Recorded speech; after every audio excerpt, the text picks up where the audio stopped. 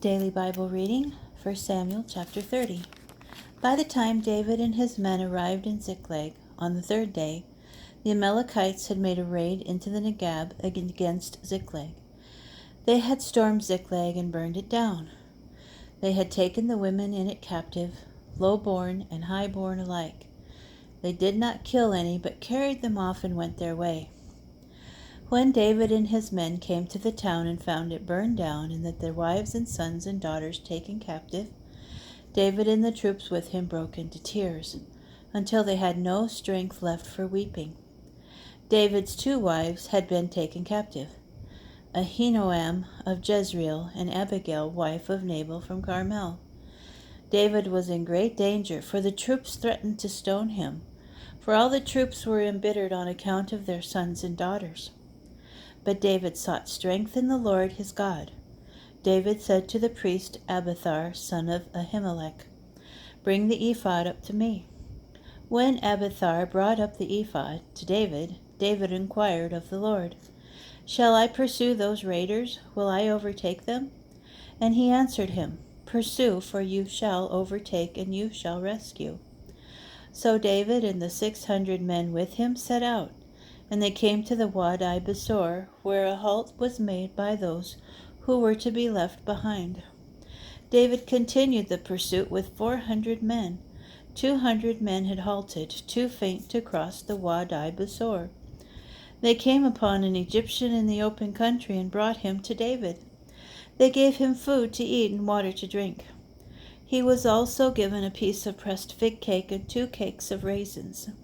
He ate and regained his strength, for he had eaten no food and drunk no water for 3 days and 3 nights. Then David asked him, "To whom do you belong, and where are you from?" "I am an Egyptian boy," he answered, "the slave of an Amalekite. My master abandoned me when I fell ill 3 days ago. We had raided the Negeb of the Cherethites, and the Negeb of Judah, and the Negeb of Caleb. We also burned down Ziklag." And David said to him, "Can you lead me down to that band?"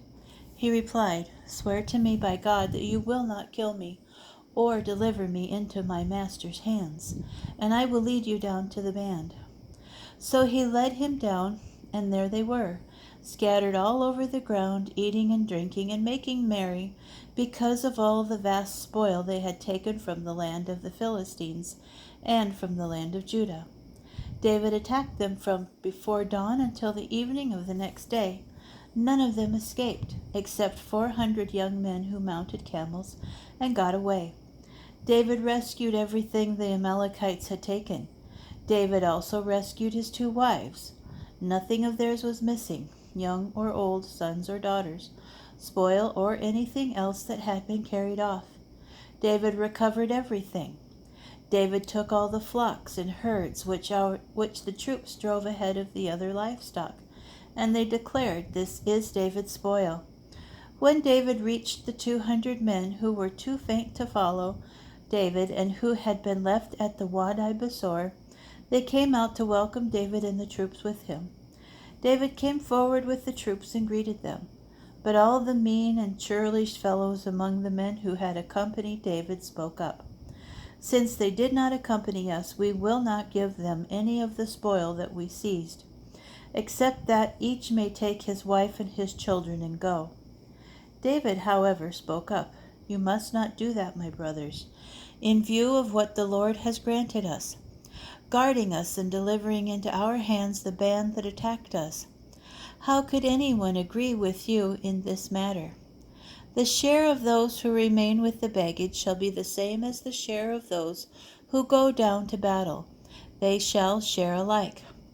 So from that day on it was made a fixed rule for Israel, continuing to the present day.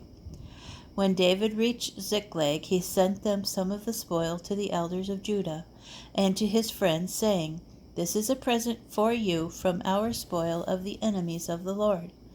He sent the spoil to the elders in Bethel, Ramoth Negeb, and Jatir, in Aror, Siphmoth, and Eshtemoa, in Rachel, in the towns of the Jerahmeelites, and in the towns of the Kenites, in Hormah, Borashan and Athak, and the towns and those in Hebron, and all the places where David and his men had roamed.